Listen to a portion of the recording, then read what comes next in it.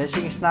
आज हम एक छोटी सी वीडियो क्लास में देखने वाले हैं पोस्टीरियर पिट्यूटरी से निकलने वाले most important hormone love hormone के बारे में। यस, बहुत ही इंपॉर्टेंट हार्मोन है। इससे नीट में क्वेश्चन कई बार आ चुका है और शायद देखो इस साल फिर से आ सकता है। ओके, तो काफ़ी ज़्यादा हमारी बॉडी के अंदर इसका फिजियोलॉजिकल एक्शन होता है बहुत सारी चीज़ों से, खासकर रिप्रोडक्टिव सिस्टम से रिलेटेड।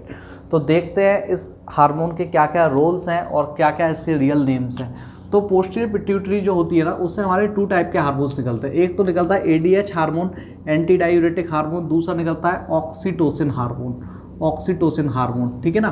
तो एडीएच हार्मोन हम सब जानते हैं, ये क्या करता है, कलेक्टिंग डक्ट में, कलेक्टिंग डक्ट जो होती है, कलेक्टिंग डक्ट और डीसीटी जो कि नेफ्रॉन में होती है, वहाँ से वाटर की रीअब्जॉर्प्शन को करवाता है, जिससे यूरिन का वॉल्यूम कम हो जाता है ना, और वाटर का रीअब्जॉर्ब करने से वाटर सेविंग हो जाती है।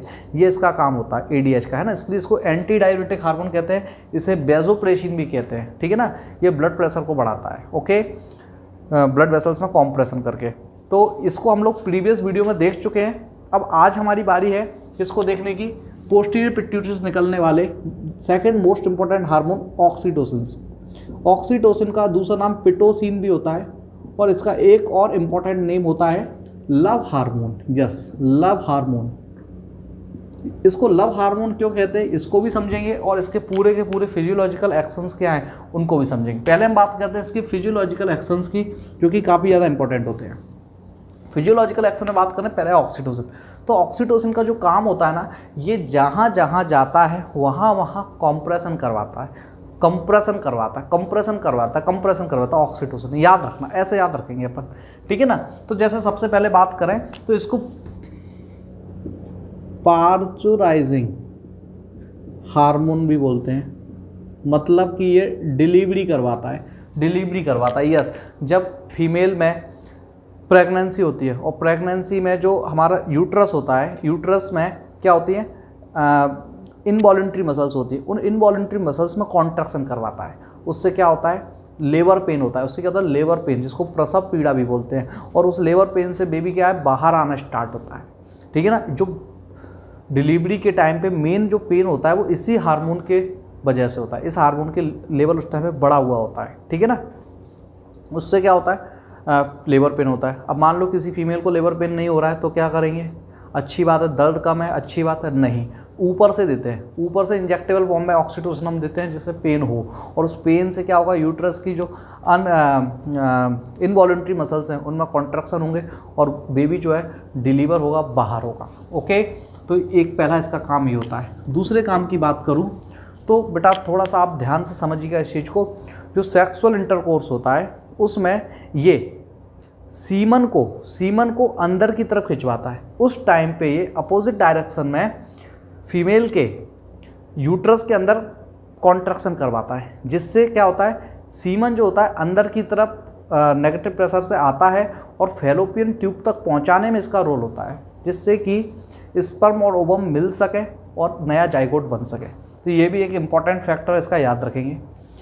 फिर बात करें इसका और कहाँ कॉन्ट्रैक्शन करवाता है, तो ब्रेस्ट में बात करें, मिल्क इजेक्शन।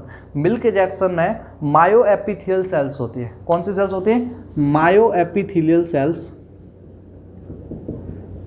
मायोएपिथेलियल सेल्स होती हैं, सेल्स ऑफ किसकी, मेमरी ग्लैंड्स।